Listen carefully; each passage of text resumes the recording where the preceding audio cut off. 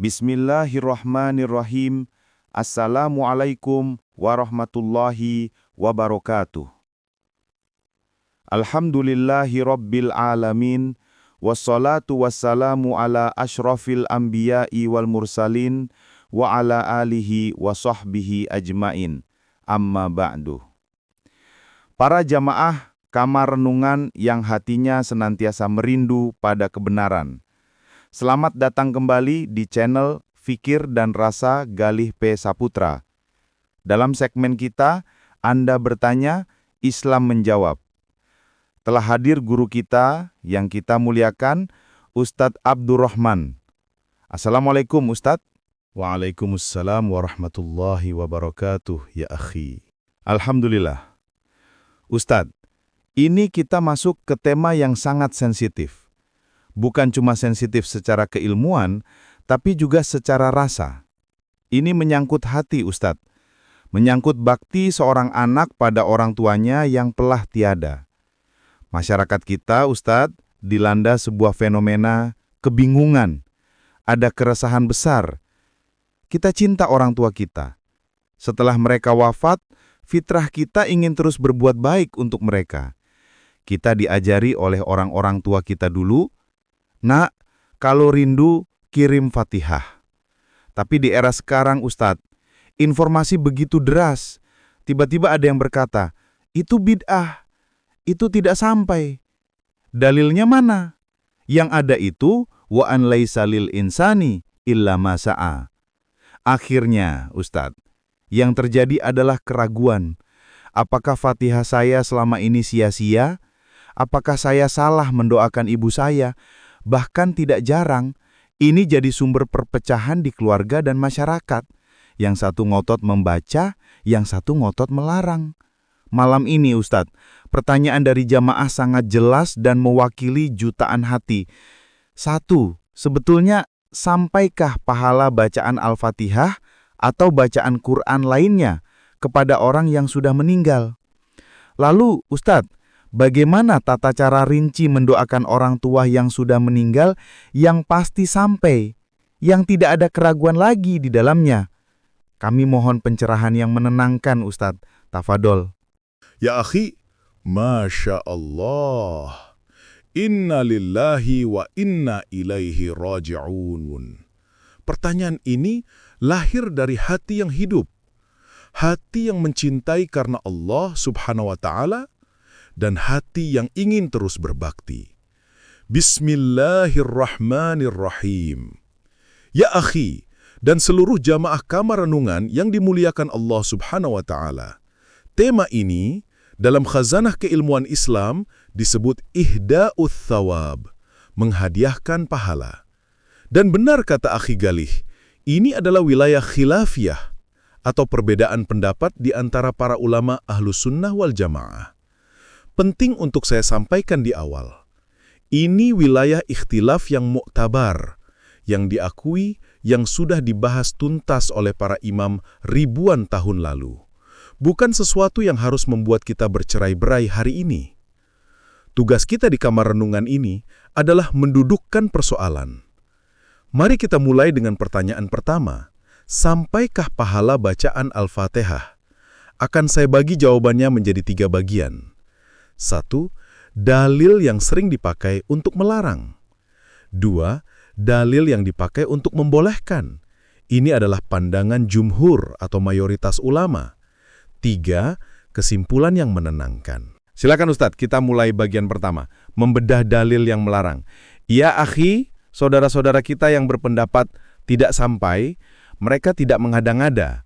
Mereka bersandar pada pemahaman tekstual dari firman Allah Subhanahu wa Ta'ala dalam Quran Surat An-Najm ayat 39. Wa an laisa lil insani illa ma sa'a. Dan bahwasanya seorang manusia tiada memperoleh selain apa yang telah diusahakannya. Juga firmannya di Surat Yasin ayat 54. Fal yauma la tuzlamu nafsun syai'aw wa la tujzauna illa ma kuntum ta'malun. Maka pada hari itu, seseorang tidak akan dirugikan sedikit pun, dan kamu tidak akan diberi balasan kecuali sesuai dengan apa yang telah kamu kerjakan. Mereka juga berpegang pada hadis sahih riwayat Imam Muslim dari Abu Hurairah radhiyallahu an bahwa Rasulullah shallallahu alaihi wasallam bersabda, "Idza matal insanu in qata'a anhu amaluhu illa min thalathitin, illa min shadaqatin jariyatin, au ilmin yuntafa'u bihi, au waladin sholihin yad'u lahu." Apabila manusia meninggal dunia, terputuslah amalannya kecuali 3 perkara, yaitu pertama, sedekah jariyah, yang kedua, ilmu yang bermanfaat, yang ketiga, anak soleh yang mendoakannya. Mereka berkata, "Lihat, tidak ada disebut Al-Fatihah dalam 3 itu." Ini adalah argumentasi yang kelihatan sangat kuat, tapi mari kita bedah satu persatu dengan ilmu dan hati yang lapang. Pertama, mari kita lihat Quran Surat An-Najm, ayat 39. Wa an laisa lil insani illa ma sa'a. Para ulama tafsir Ahlus Sunnah seperti Imam Ibnu Katsir, rahimahullah dalam tafsir Al-Quranul Azim, menjelaskan ayat ini. Apa asbabun nuzul atau konteks turun dari ayat ini? Ayat ini, ayat 36-39, sedang menceritakan isi dari suhuf Nabi Ibrahim alaihissalam dan Nabi Musa alaihissalam. Amlam yunabba bima fi suhufi Musa wa Ibrahim alladhi waffa alla taziru waziratun wizra ukhra wa an laisa lil insani illa ma sa'a. Ataukah belum diberitakan kepadanya apa yang ada dalam lembaran-lembaran Musa dan Ibrahim yang selalu menyempurnakan janji, yaitu bahwasanya seorang yang berdosa tidak akan memikul dosa orang lain, dan bahwasanya seorang manusia tiada memperoleh selain apa yang telah diusahakannya. Imam Ibnu Katsir menjelaskan, makna wa an laisa lil insani illa ma sa'a ada beberapa tafsiran. Pertama, ini adalah syariat bagi umat Nabi Musa dan Nabi Ibrahim yang kemudian dimasah atau dihapus dengan syariat Nabi Muhammad SAW. Yang kedua, tafsiran jumhur atau mayoritas ulama, termasuk yang dipegang oleh Imam Asy-Syafi'i rahimahullah, ayat ini berbicara tentang keadilan Allah. Seseorang tidak bisa mengambil pahala orang lain tanpa izinnya, dan seseorang tidak menanggung dosa orang lain. Ayat ini berbicara tentang amal diri sendiri. Tapi ayat itu tidak berbicara tentang pemberian atau hadiah dari orang lain. Analoginya begini, ya akhi. Manusia tidak akan mendapat gaji kecuali dari apa yang dikerjakannya. Itu adil. Tapi apakah ayat itu melarang jika ada orang lain yang baik hati, lalu memberi kita hadiah atau bonus? Tentu tidak. Pahala dari amal kita sendiri itu hak kita. Pahala dari orang lain itu hadiah, hibah dari mereka dan karunia, fadl dari Allah Subhanahu wa Ta'ala. Jadi menggunakan ayat An-Najm 39 untuk melarang menghadiahkan pahala adalah pemahaman yang kurang tepat, karena konteks ayat itu adalah tentang keadilan, amal pribadi, bukan tentang karunia, hadiah amal orang lain. Kedua, hadis 3 amalan. In qata'a anhu amaluhu, terputus amalannya. Ya akhi, coba kita tadabur, renungkan lafaz hadis ini. Yang terputus adalah amaluhu. Kata ganti hu, kembali ke mayit. Yang terputus adalah amalan si mayit sendiri. Hadis ini tidak mengatakan terputus kiriman pahala dari yang hidup.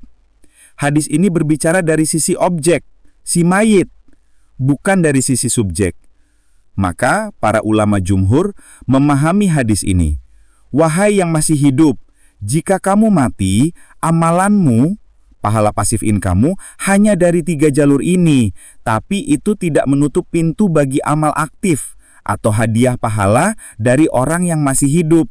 Ini poin pertama. Dalil yang dipakai melarang, ternyata jika dibedah lebih dalam, tidak serta-merta melarang. Sekarang bagian kedua, dalil jumhur ulama, mayoritas ulama yang membolehkan. Apa hujah atau argumen jumhur ulama mazhab Hanafi, mazhab Hanbali, dan Mu'tamad atau pendapat resmi mazhab Syafi'i yang mengatakan pahala bacaan Quran sampai? Mereka menggunakan dalil-dalil yang disepakati, lalu melakukan kias, analogi. Dalil-dalil yang mutlak disepakati sampainya. 1. Doa. Ini ijma ulama, doa sampai. Hadits waladin solihin yada'u lahu, anak soleh yang mendoakannya. Dan Al-Fatihah intinya adalah doa. Ihdinas siratal mustaqim. 2. Sedekah. Hadits Sahih Bukhari Muslim. Seorang sahabat bertanya, "Wahai Rasulullah, ibuku wafat. Apakah sampai pahalanya jika aku bersedekah atas namanya?" Rasulullah Shallallahu Alaihi Wasallam menjawab, "Naam, iya." 3. Haji. Hadits Sahih Bukhari. Seorang wanita dari Khatsam bertanya, "Ayahku wajib haji, tapi sudah tua renta. Bolehkah aku menghajikannya?" Nabi menjawab, "Hajikanlah atas namanya." 4. Qadha puasa. Hadits Sahih Muslim. Barang siapa wafat dan punya hutang puasa, walinya mempuasakannya. Ya akhi, lihat polanya. Doa, ibadah lisan. Sedekah, ibadah harta. Haji dan puasa, ibadah badaniyah atau fisik. Semua ini disepakati ulama sampai pahalanya untuk si mayit. Disinilah kecerdasan fikih para imam kita bermain. Imam An-Nawawi rahimahullah, ulama besar mazhab Syafi'i, dalam kitabnya yang agung, Al-Azkar, beliau menjelaskan, meskipun Imam Asy-Syafi'i rahimahullah dalam qaul jadid, pendapat baru beliau, awalnya berpendapat pahala bacaan Quran tidak sampai, karena beliau sangat ketat berpegang pada teks An-Najm 39, namun para ashab, murid-murid dan penerus mazhab Syafi'i seperti Imam Al-Qurtubi, Imam Ibnu Hajar Al-Haytami, dan Imam An-Nawawi sendiri cenderung pada pendapat jumhur ulama, Hanafi, Hanbali, dan ulama Syafi'i lainnya bahwa pahalanya sampai. Apa kias mereka? Sangat sederhana ya akhi. Jika pahala ibadah fisik, puasa, dan ibadah harta saja sampai, maka mengapa pahala ibadah lisan bacaan Al-Quran tidak sampai? Bukankah membaca Al-Quran adalah ibadah yang jauh lebih mulia? Maka, jumhur ulama berpendapat, boleh dan pahalanya sampai insya Allah dengan syarat, ini syaratnya ya akhi. 1. Ikhlas, membaca murni karena Allah. 2. Diniatkan untuk dihadiahkan. 3. Berdoa kepada Allah Subhanahu wa Ta'ala agar pahala itu disampaikan. Karena yang menyampaikan bukan kita, yang menyampaikan adalah Allah Subhanahu wa Ta'ala, kita hanya memohon. Maka kesimpulannya ya akhi, untuk pertanyaan pertama, sampai ke Al-Fatihah, menurut pandangan jumhur ulama Ahlus Sunnah wal Jamaah yang mengambil keluasan dalil dan qiyas, pahala bacaan Al-Fatihah insya Allah sampai kepada si mayit, sebagaimana sampainya pahala sedekah, haji, dan puasa. Pendapat yang mengatakan tidak sampai juga ada dan kita hormati, tapi itu bukan satu-satunya pendapat dan bukan pendapat mayoritas. Masya Allah, penjelasan yang sangat runut dan menenangkan Ustadz. Jadi keraguan kita terjawab. Insya Allah, apa yang kita baca dengan ikhlas untuk orang tua kita, Allah sampaikan. Nah, ini masuk ke pertanyaan kedua Ustadz, yang seringkali jadi praktik di masyarakat.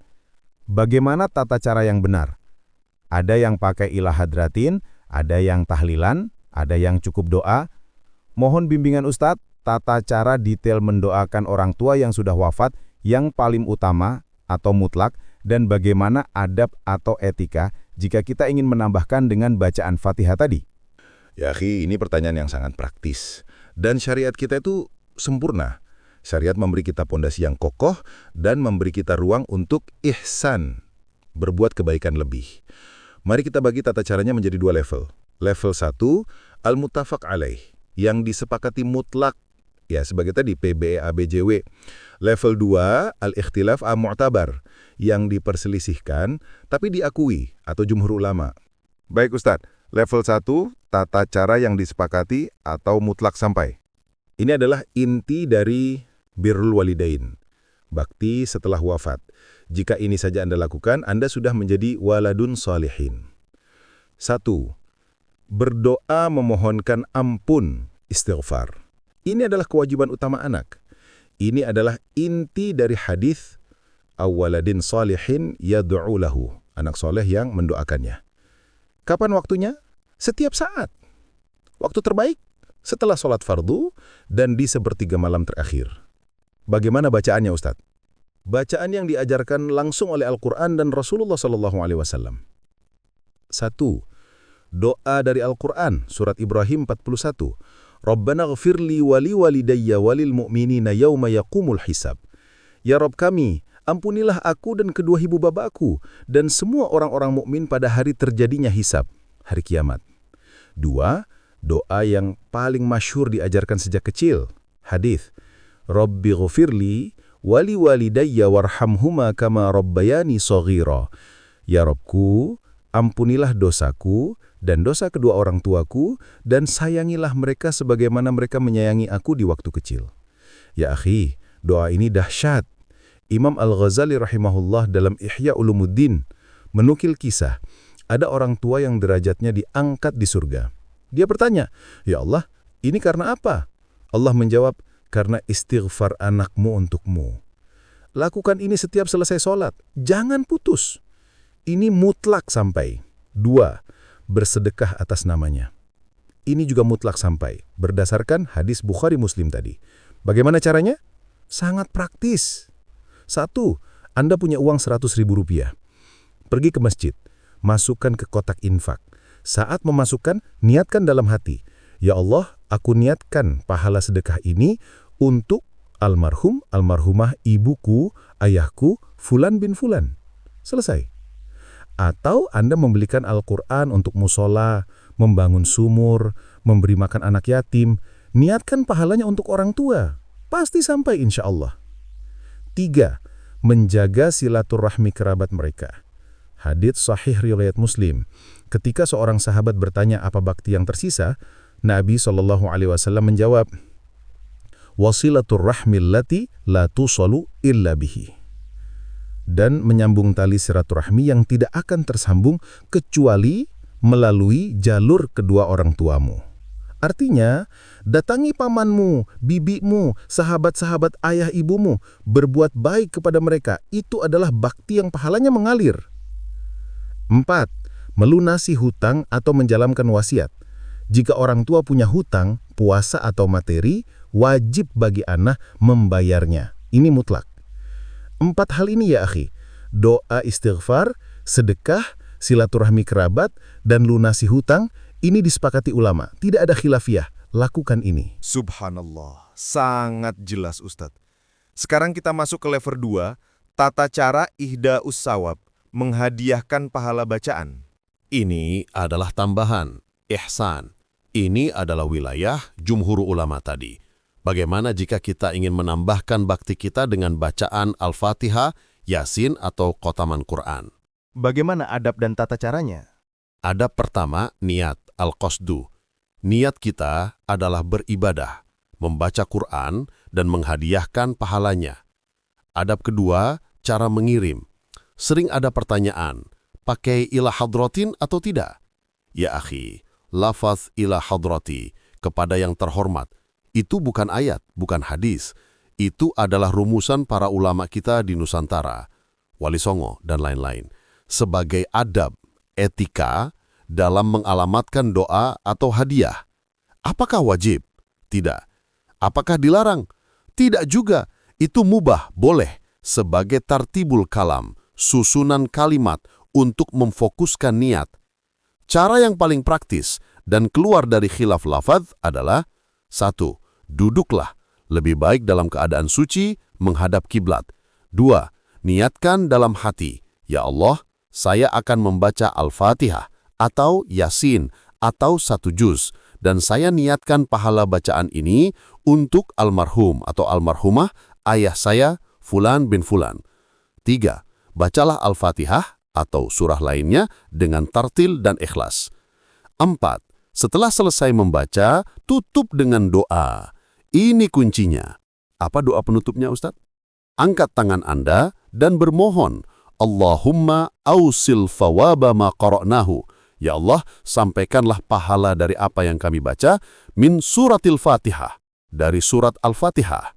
Ila ruhi, kepada ruh, misalnya abi, fulan bin fulan. Allahumma ja'alhu nuron, ya Allah jadikan bacaan itu cahaya. Allahumma firlahu warhamhu wa'afihi wa'fu anhu. Ya Allah ampuni dia, sayangi dia. Selesai. Lihat ya akhi, yang mengirim Fatihah itu bukan kita. Kita membaca, lalu kita memohon, berdoa kepada Allah Subhanahu wa Ta'ala agar Dia menyampaikan pahalanya. Jadi intinya kembali ke doa, dan doa disepakati sampai. Allahu Akbar. Sangat jernih, Ustadz. Jadi tidak ada lagi alasan untuk bingung apalagi bertengkar. Yang mutlak disepakati kita kerjakan. Yang khilafiyah, jumhur, kita pahami ilmunya dan boleh kita amalkan sebagai ihsan. Ustadz, sebagai penutup kamar renungan kita, apa hikmah dan filosofi agung di balik syariat birrul walidain yang terus berlanjut meski orang tua telah wafat ini, Ustadz? Ya akhi, hikmahnya adalah ar-rahmah, kasih sayang. Filosofi pertama, agama kita, Islam, adalah agama yang tidak memutus hubungan.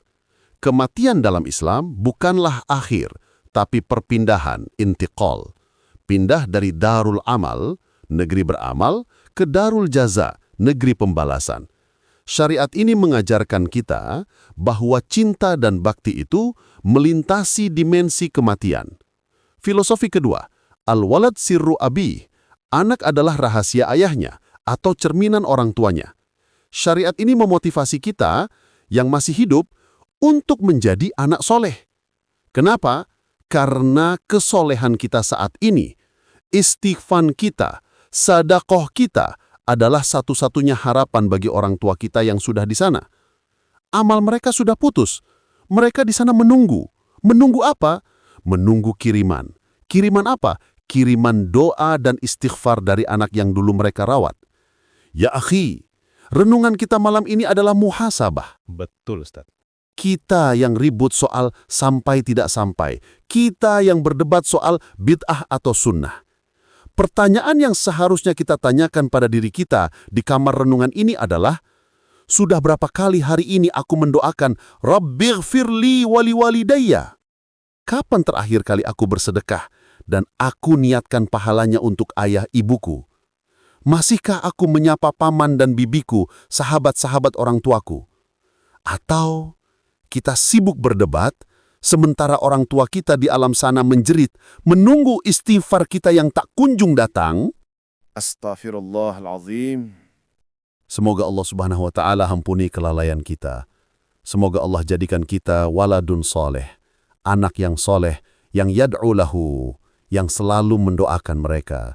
Dan semoga Allah Subhanahu wa Ta'ala kumpulkan kita kembali bersama ayah dan ibu kita tercinta di surga Firdausnya. Amin, amin, ya Rabbal Alamin. Jazakallahu khairan kathiran, Ustadz. Pencerahan yang luar biasa, menenangkan, dan menyadarkan. Para jemaah kamar renungan, jangan biarkan perdebatan menghentikan bakti Anda. Lakukan yang pasti, amalkan yang jumhur dengan ilmu. Mari kita tutup dengan doa. Bismillahirrahmanirrahim. Alhamdulillahi Rabbil Alamin. Allahumma salli ala Sayyidina Muhammad wa ala ali Sayyidina Muhammad.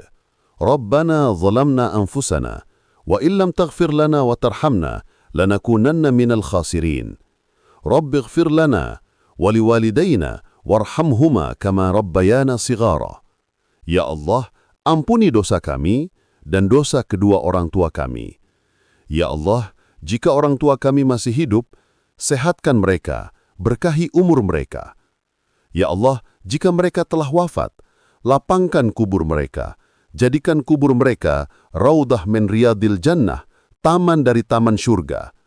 Ya Allah, sampaikan pahala doa kami, istighfar kami, sedekah kami, dan bacaan Quran kami kepada mereka. Jadikan kami anak-anak yang soleh, yang menjadi penyijuk mata mereka di dunia dan di akhirat. Rabbana atina fid dunya hasanah wa fil akhirati hasanah wa qina adzaban nar. Walhamdulillahi rabbil alamin. Wallahul muwaffiq ila aqwamit thariq.